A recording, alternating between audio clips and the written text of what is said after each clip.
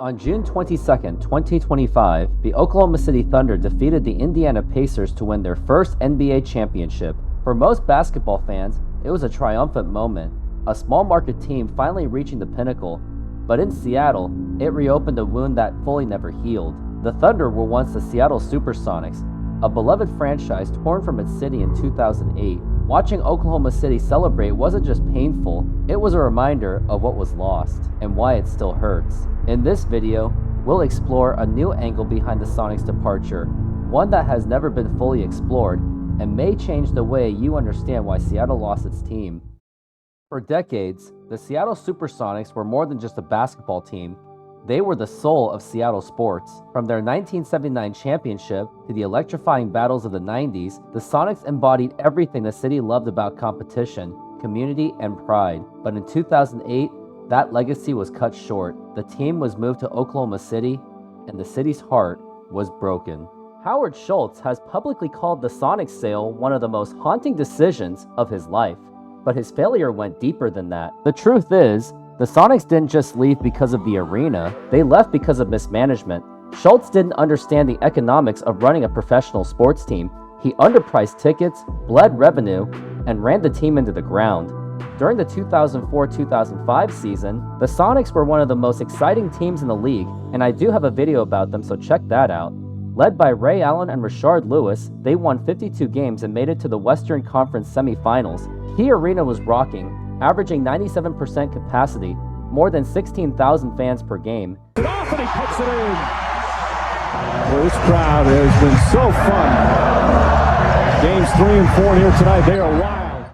Yet the Sonics ranked just 20th in league revenue. Why? Because Schultz kept the ticket prices artificially low. Lower bowl seats went as little as $40, while comparable markets were charging $60 to $80. Ticket sales are a financial backbone of any franchise. Schultz's philosophy of affordability was admirable on the surface, but it ignored basic business sense. In his 2001 press conference after purchasing the Sonics, Howard Schultz declared, "I want to remain sensitive as I can to the people sitting at the very top," signaling his intent to keep the ticket prices affordable for fans. The opportunity to own the team is a dream come true. But what I said earlier in the press conference is I will continue to see the SuperSonics and my responsibility through the eyes of being a fan first. It was a very well-meaning, fan-first philosophy noted in the inclusion and accessibility, but in the unforgiving economics of the NBA, it proved financially disastrous.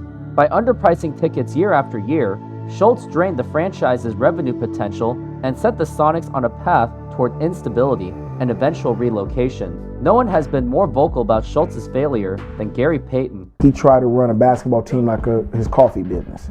Your coffee business can't be run like a basketball team. By pricing below market value, the Sonics left millions on the table. Even a $20 underpricing per seat across 41 home games and 16,000 fans per night meant losing over $13 million a year. Over Schultz's 5-year ownership, that's at least $65 million gone, before even accounting for lost concession, merchandise, and sponsorship revenue. We have had a very hard time economically. We have lost approximately $60 million in the short time that we have owned the team.